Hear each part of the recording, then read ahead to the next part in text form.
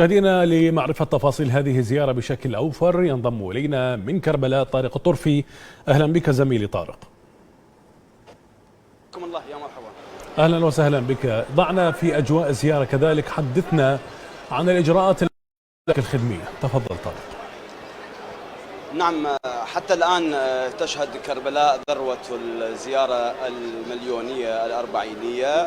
ملايين الزائرين يتواجدون في مركز المدينة وعلى الطرقات المؤدية إليها وينتشرون باتجاه الأحياء السكنية. هذه الزيارة لغاية الآن تشهد انسيابية كبيرة بدخول الزائرين رغم الزخم الكبير الذي تشهده المدينة. هناك الخطط الأمنية والخدمية والصحية تنفذ بالشكل المطلوب. هناك إشراف مباشر على هذه الخطة من قبل رئيس الوزراء عبر دائرة تلفزيونية مشتركة مع كربلاء وباقي المحافظات، وبحضور ميداني لوزير الداخلية رئيس اللجنة الأمنية العليا للزيارة، فضلا عن زيارات وتفقد لتفاصيل الخطط المختلفة من قبل وزير الصحة ووزير النقل ووزير الكهرباء ووزير النفط وكثير من الطاقم الوزاري على الخط الأول يتواجد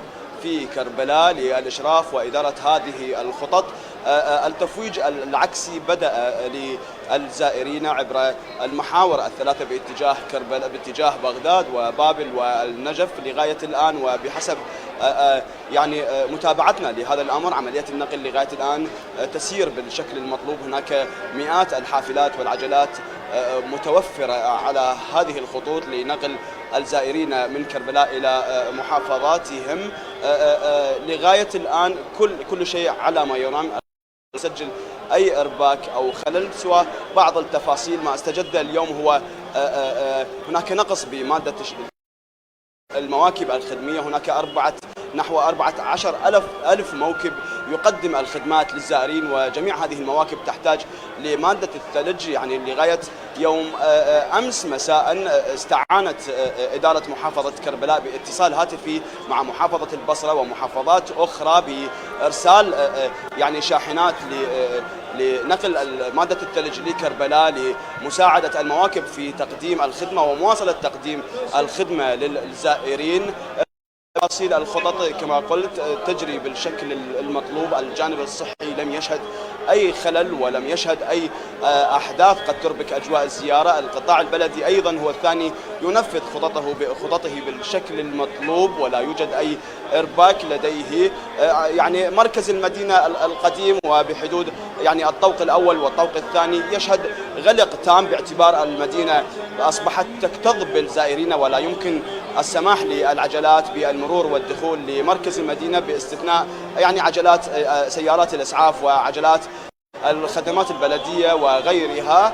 لأن يعني باقي يعني لغاية الطوق الأمني الثاني هناك يعني تصل السيارات والمركبات لتقل الزائرين لخارج كربلاء. العتبات المقدسة الحسينية والعباسية أيضا ابتدأت منذ صباح اليوم بتنفيذ خطتها باستقبال المواكب العزائية لمواكب المحافظات والمواكب الوفود والزائرين الذين وفدوا من دول عربية وأجنبية عدة.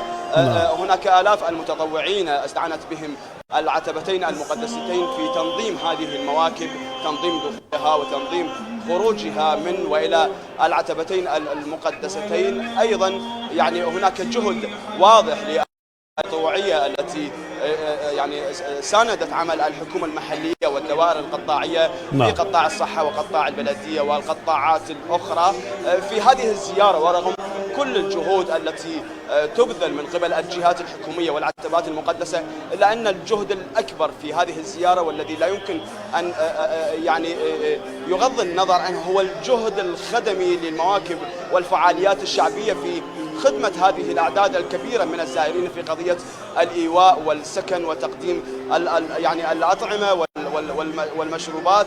يعني أكثر من 50 مليون وجبة غذائية يعني توزعها هذه المواكب لهؤلاء الزائرين بإمكانات ضخمة جدا قد لربما لا يمكن حسابها بالمعادلات الصغيرة.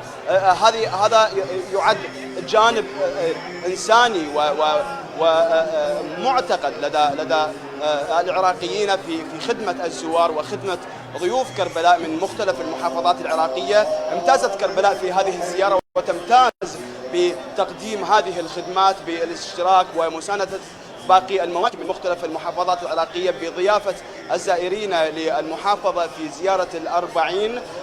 وهذا يعني ما لم يشهده لربما لم تشهده دولة أخرى من دول العالم في هذا التجمع الجماهيري الطوعي. لربما هو أكبر تجمع جماهيري في العالم طوعي بدون دعوة أحد وبدون تنظيم أحد، سوى تنظيم فقط عمليات تنظيم الأطعمة وتنظيم الخدمات، وإلا نعم. قضية السير وقضية التوجه لكربلاء هي عملية طوعية، وهي لربما ظاهرة لم تشهدها ولا تشهدها أي دولة من دول العالم. نعم. شكرا لك طارق على كل هذا الشرح الوافي والواسع لكل مجريات الأحداث في كربلاء المقدسة، شكرا جزيلا لك.